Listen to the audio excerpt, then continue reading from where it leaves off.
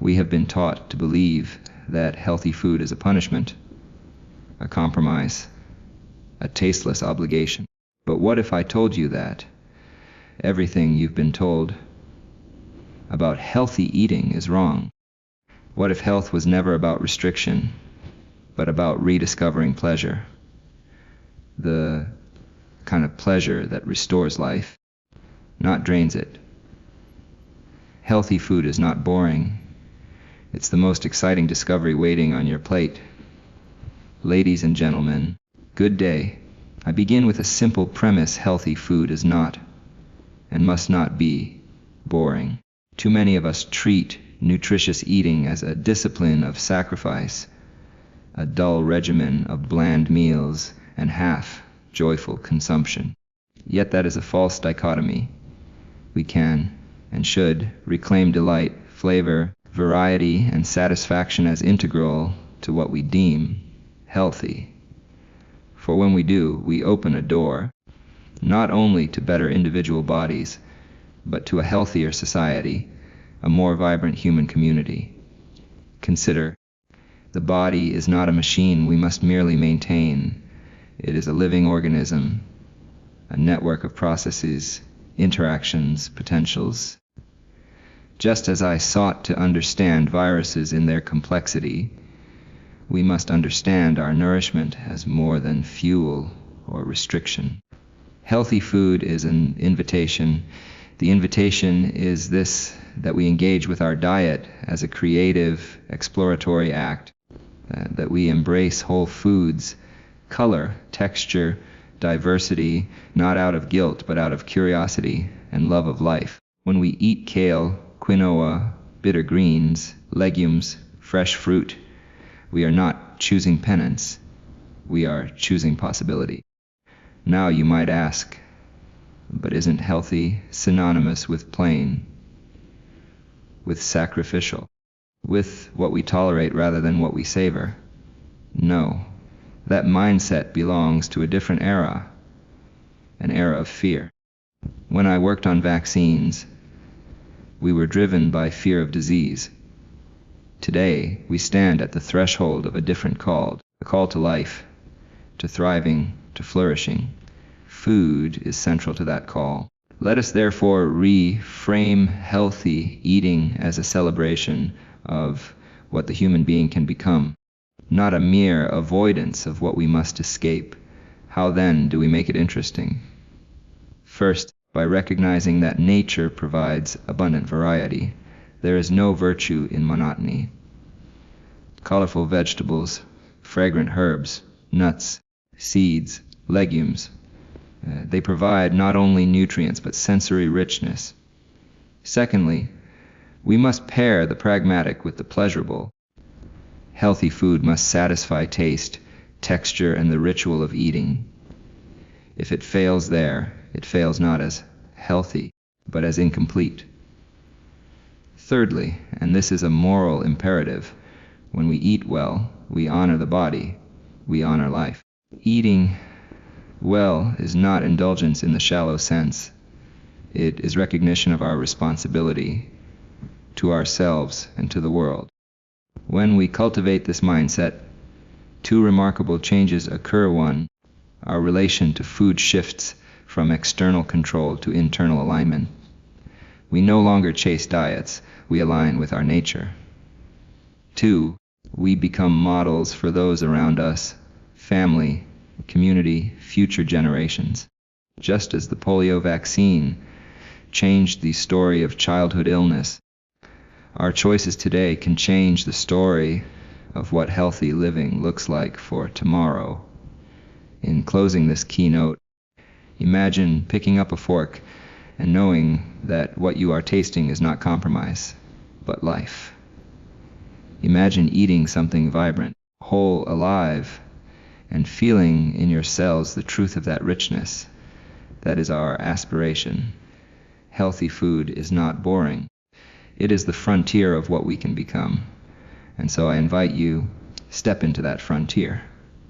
Choose variety. Choose flavor. Choose nourishment that delights. For in doing so you are choosing not merely a diet, but a declaration that life, in its wholeness, is worth more than mere survival. When people say that healthy food is boring, I often pause, not to argue, but to listen. Because within that statement lies a misunderstanding of what health truly means. We have been conditioned to believe that pleasure and wellness cannot coexist, that indulgence must always come at the cost of our vitality. Yet, in truth, the healthiest life is the most pleasurable one, for it is the one most aligned with our nature. I have always believed that progress, whether scientific or personal, begins with the courage to re-examine what we assume to be true. We once assumed polio was unconquerable. We once assumed disease was fate. In time, we learned otherwise. And so today, we must challenge the idea that health requires dullness. It is not health that drains life of color. It is our perception that does. Healthy food, when understood properly, is an act of discovery, a meeting between curiosity and care. Imagine standing in a garden, the scent of fresh basil rising from the soil, the vibrant hues of peppers, tomatoes, and berries surrounding you. That is not boring. That is abundance. Nature does not give us dullness. It gives us variety, vibrancy, flavor, and design. When we return to the source, to what grows from the earth, to what nourishes without artifice, we rediscover the joy that belongs to eating. The notion that taste must be sacrificed for health is one of the great errors of our time. It is as if we have chosen to see nutrition as punishment rather than privilege. But the truth is more profound. Every cell of your body responds to the food you eat. When you eat living, nutrient-rich food, your body remembers its purpose. Your mind clears. Your energy stabilizes. Your mood lifts. There is no boredom in that process. There is transformation. Healthy food is not a limitation. It is a language. Through it, we communicate with life itself. We tell ourselves that we wish to endure, to grow, to be well. The colors of fruits and vegetables are not coincidental. They are signals, each pigment carrying compounds that heal, protect, and rejuvenate. Eating healthfully is not a matter of willpower. It is a matter of awareness. When we understand what food truly does for us, the choice becomes effortless, even joyful. We must stop treating nutrition as a field of deprivation. Let us instead view it as an art form, an art that allows us to live longer, think clearer, and feel deeper. Every meal is a chance to participate in life's intelligence, to align ourselves with the natural order rather than defy it. So, the next time you hear someone say, "Healthy food is boring," I hope you will remember this boredom is not in the food. It is in the disconnection between us and the source of life. To eat with awareness is to eat with gratitude. And gratitude, my friends, is never boring. There is a curious paradox in our time. We live in an age of abundance, shelves overflowing with food, flavors, and choices, yet we have somehow lost touch with nourishment itself. People say, healthy food is boring. I understand why they think so. For decades, we have been told that what is good for us must come with a sacrifice of pleasure. But that belief is not born of science, nor of truth. It is born of disconnection from nature, from our senses, and from the very purpose of food. When we think of health, we often think in terms of restriction: less sugar, less fat, less salt. But health is not the absence of indulgence, it is the presence of balance. It is a dynamic harmony between body and mind.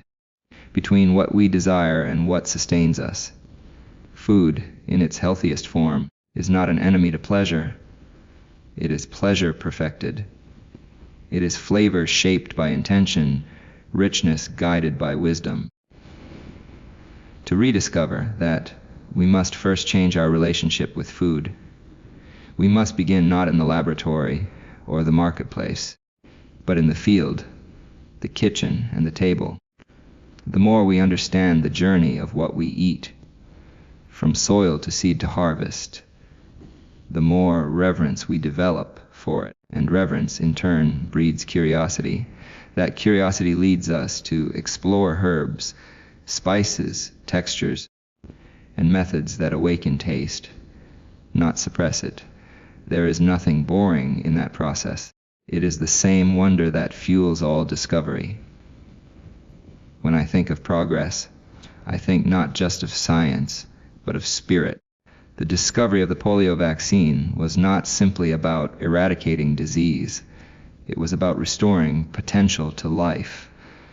So, too, eating well is not merely about avoiding illness. It is about realizing possibility. Each bite of whole, natural food contributes to the renewal of our cells, the sharpening of our thoughts, the strengthening of our purpose. The meal becomes a quiet act of evolution. I want you to imagine something. Picture a plate filled with vibrant colors, greens that remind you of forests, reds that recall sunsets, golden tones that echo the warmth of the sun itself. Those colors are not decoration, they are messages. They tell you that nature is offering her best. Antioxidants, fibers, enzymes, all the raw intelligence of life condensed into nourishment. When you eat such food, you are not consuming. You are participating in the grand design of nature itself. So, let us abandon the notion that healthy food is bland or joyless.